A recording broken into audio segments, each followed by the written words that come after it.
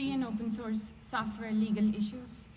As it was just pointed out, I also am the founding director of the Software Freedom Law Center in New Delhi. We provide free legal services to free and open source software projects, the nonprofits, not only in New York, but also in India now.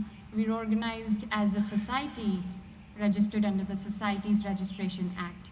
So if anyone needs lawyers, we provide legal advice and we don't charge you for that, if you're a free and open source software project, for that matter. So today's discussion is about just a brief overview, a snapshot of what are the issues you should really be concerned about, and also allay the fears which come with the usage of free and open source software. I'm going to talk a little about the basic law of free and open source software. So we have three basic things. There are the trademarks, copyright, and patents. I'm not going to say that these are the only areas of law you'll ever run into. There would be other things depending on at what stage your project is, but mostly you just have to be aware of these three basic areas. Now, what is a trademark? Trademark could be a name, a symbol, a word, or a picture. It identifies the source of a program. It's basically about brand management and identity, that it will tell you what is the source of a particular program or a product, where it is coming from, whose goodwill is it associated with.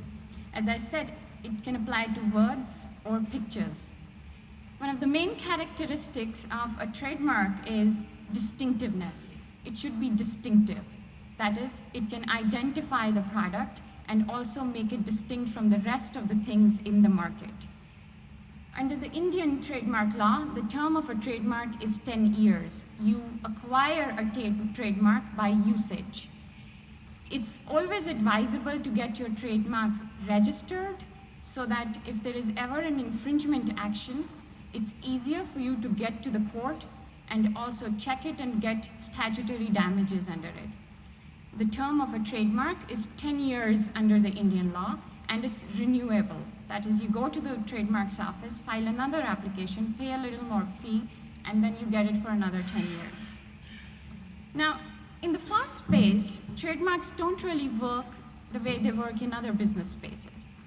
We anyways don't like courts and don't like litigation, so we don't even litigate about trademarks. This is just an example of how we do not like to get into any kind of trouble when trademark comes into existence. You've all heard about the program GAME, and there was a little problem about the trademark GAME itself, and American Online sent our clients a report and said this is something which we cannot use. And the simple thing which a free and open source software project does is just changes the trademark and avoids all the trouble. So now GAME is pigeon, it works as beautifully, and no damages were ever paid, no problems were ever created. So our basic advice to people is that if you ever run into a trademarks problem, it's always just advisable to change it. It's not going to change the merits of your program. It's going to work as beautifully as it always was working. So just change the name, carry on with some other name, and the community is just going to pick up and the people are going to use it. Next is patents. Patents are 20-year monopolies granted by the state, which give you a right to exclude others. It does not give you a right to do anything, but just that you can exclude others from using whatever your invention is.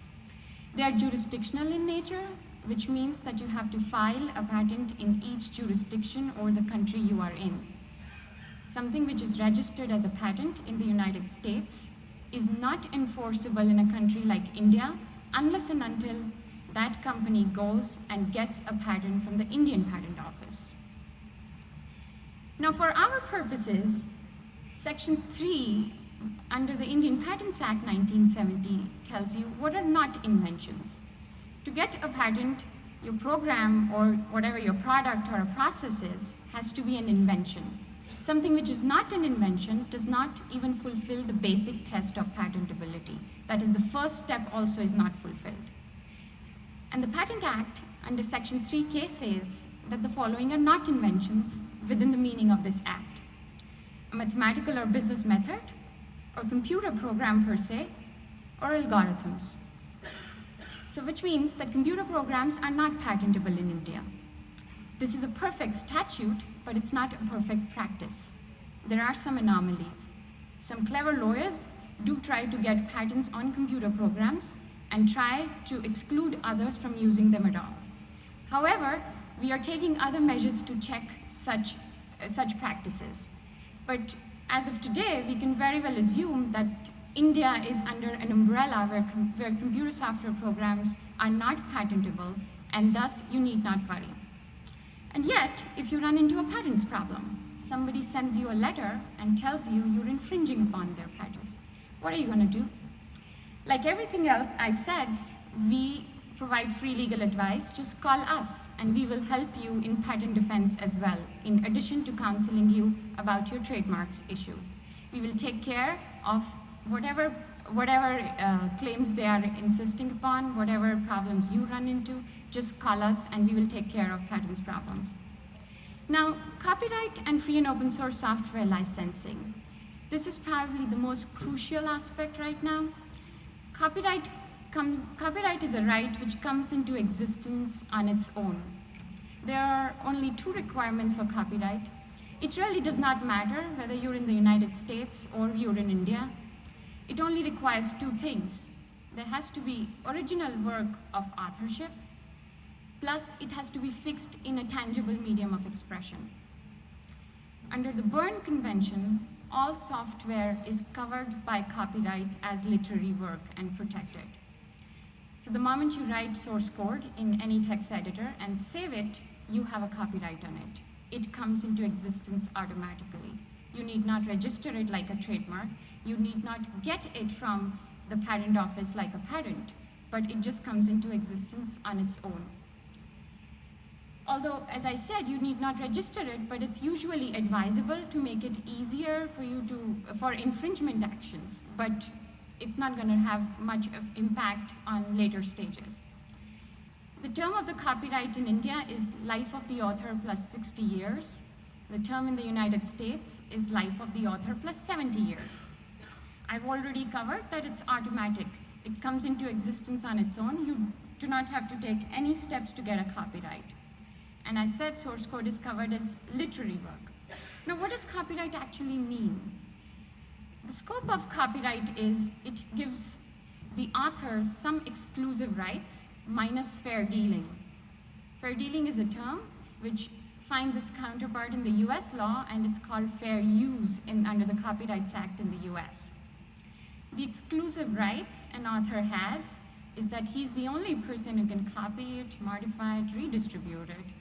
And if you need to carry out any such actions, then you need a permission from the author, which means you need a license from the author to use his work.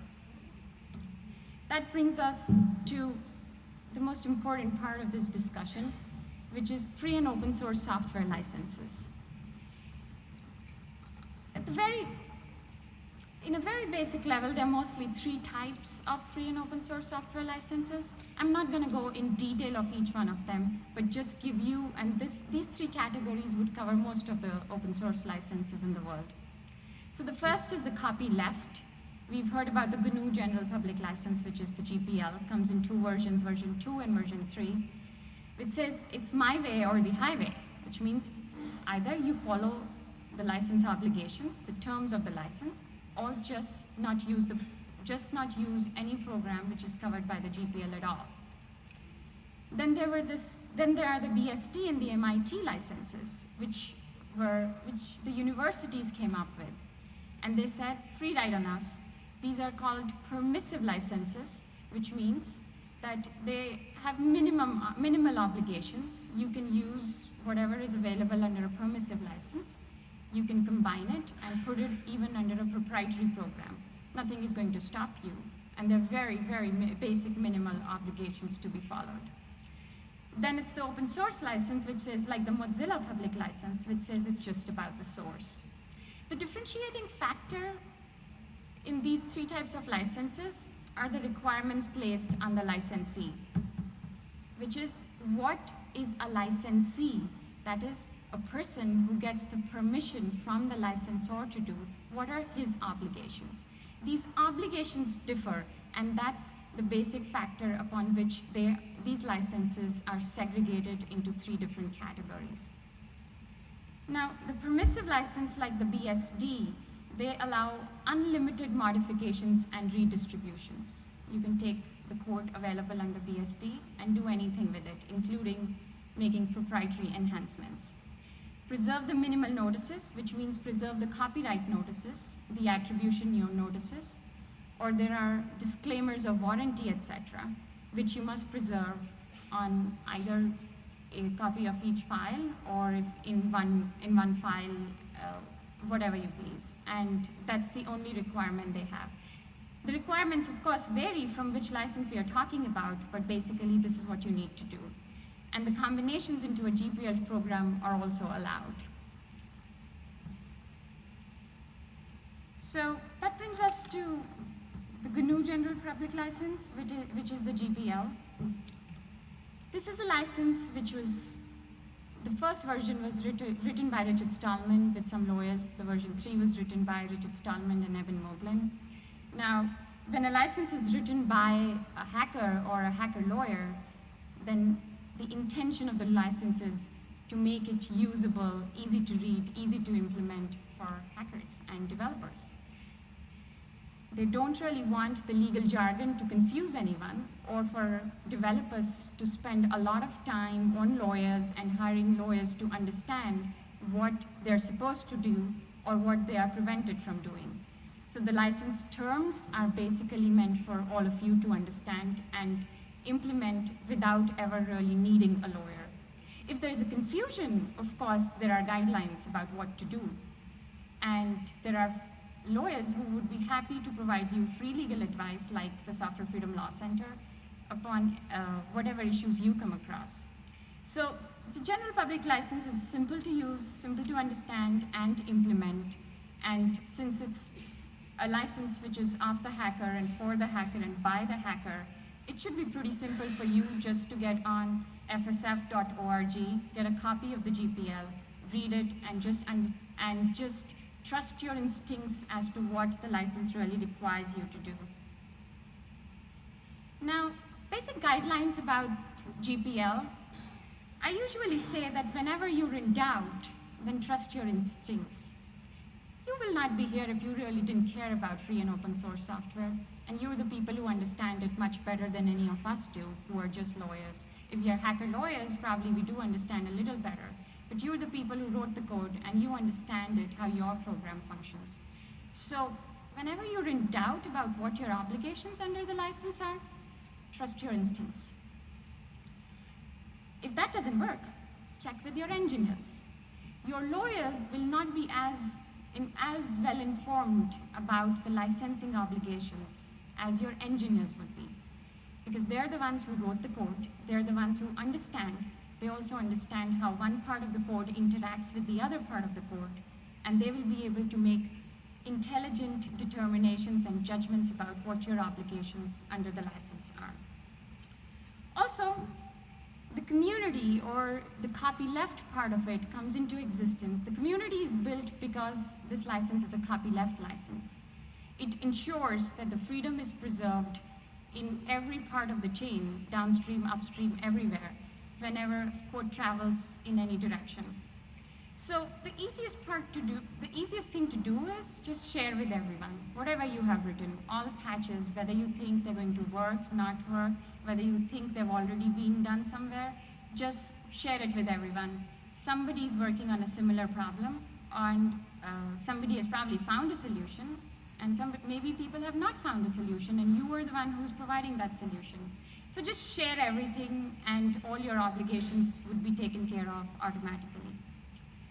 And if still these things are not enough, then pick up the phone, which means that if the lawyers of the copyright holders of these programs call you and tell you that there is a problem about the way you are using the program available under a particular license, either you are non-compliant or you are doing it midway, you're half compliant, then the lawyers usually just want one thing from you, to come into compliance.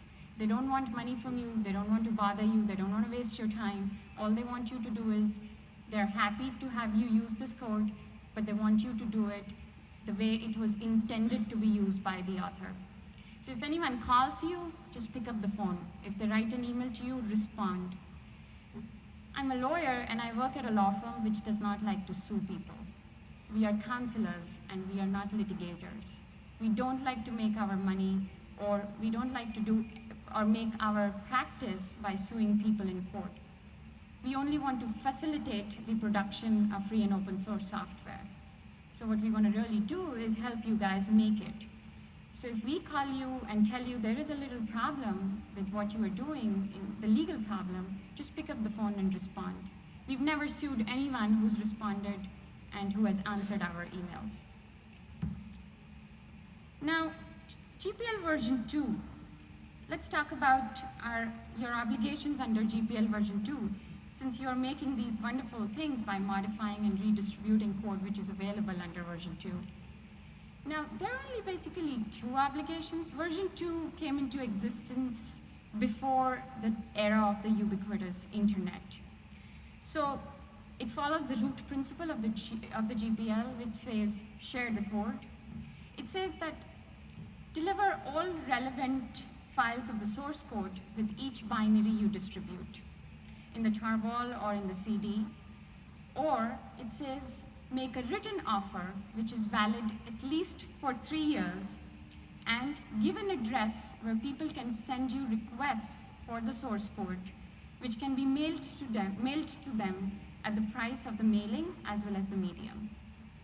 These are the two main obligations and the important obligations. Basically, if you do this, that's it. You've complied with the GPL. It's not complicated. It's not all that language. This is what it comes to and boils down to. What you do is you deliver all relevant files of the source code with every binary you distribute. So every binary always goes with the source code.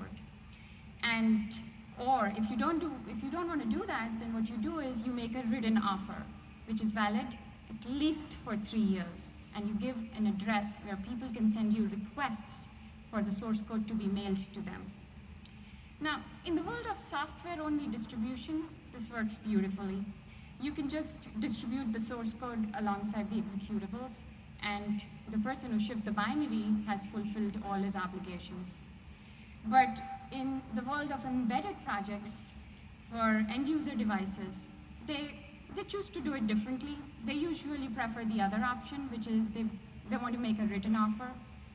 They prefer to put in a mail-in card along with a warranty card because they think it's going to be confusing for the customer who receives a CD of the source code. We really do not know whether it's true or not, whether a mail-in card is not as confusing as a CD, or if it is less confusing, we do not know.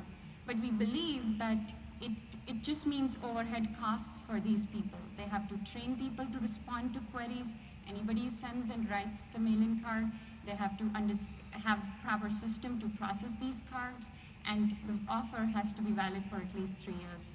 So for us, I mean, if they were to come to us and ask, then we would just say that distribute the source alongside the binary, and that's about it.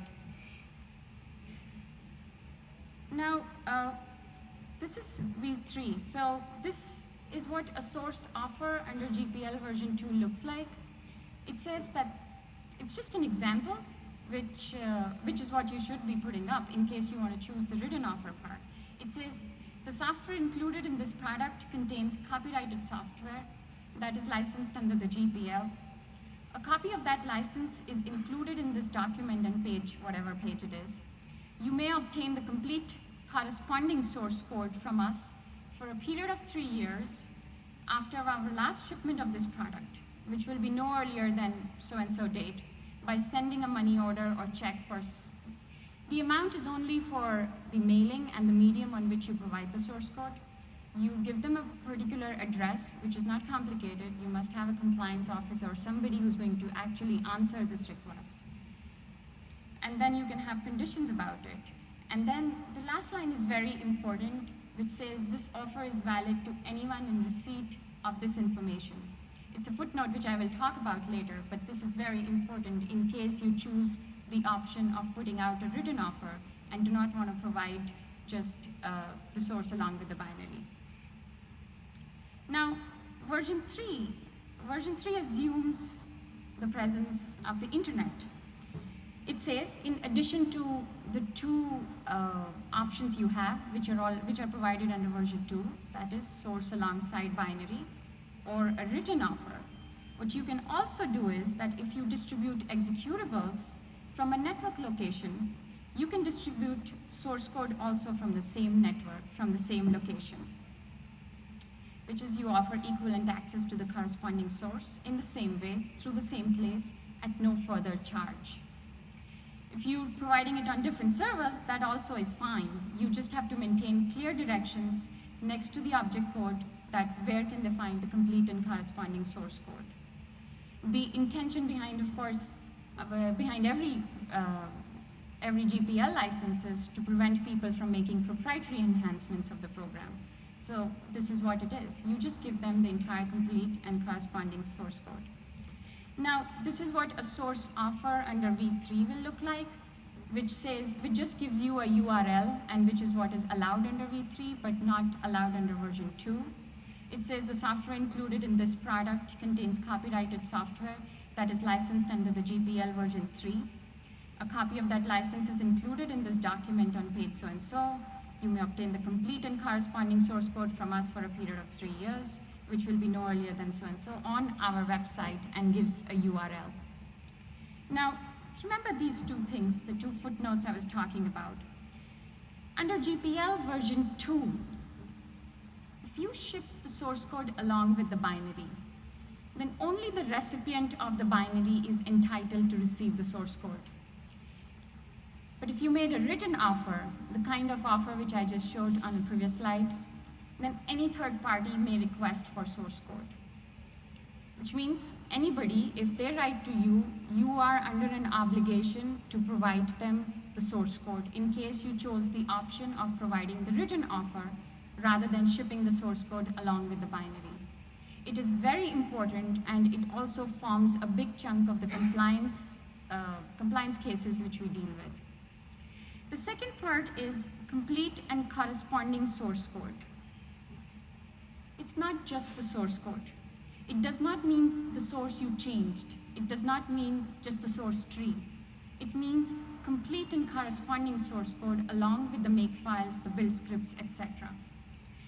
That for a person, it should be so easy to have the complete build environment to generate these binaries from whatever the source code you provide. And I must tell you, this is probably the biggest issue we run into compliance whenever we are actually enforcing the license, and we tell companies that this is the basic problem. They are not providing complete and corresponding source code. We have a team of compliance engineers who check byte by byte that whether the source code actually builds or these are incantations which are not going to work at all. So remember these two things. It's complete and corresponding source code which actually builds to make the binary and not just something else. And also, if you ship the source code along with the binary, then only a recipient of the binary is entitled to receive source code. But if you made the written offer, then anybody has a right to request, and you are under an obligation to answer that request. I think that's mostly it for now because we have a limited period of time. We are now also in New Delhi, and we're happy to answer any questions if you have, whether it's about licensing, whether it's about which license to choose. If you are an upcoming FOSS project, then what licensing you choose, what kind of corporate structure you should be organized under, what are your trademark counseling issues, even patent defense, and licensing, of course, we can always talk about and help you out with it.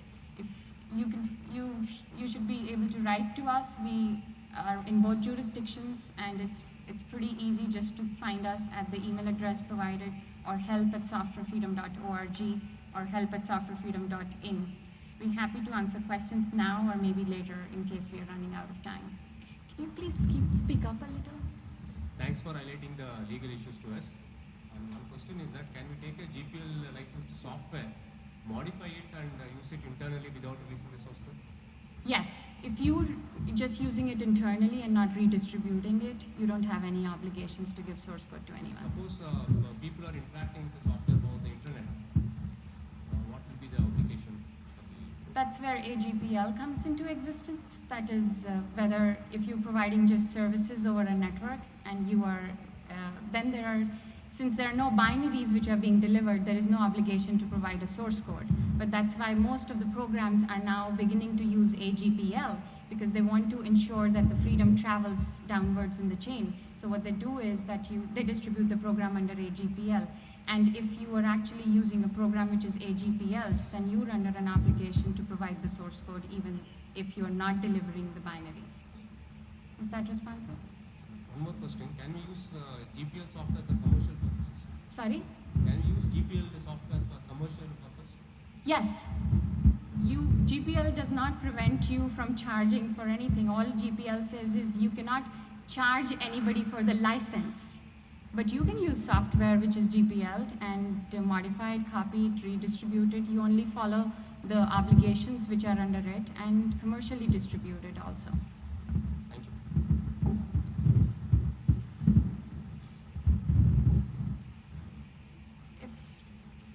I'm going to be outside and I can take further questions. I think we don't have time because we've been running late. Okay, thank you very much.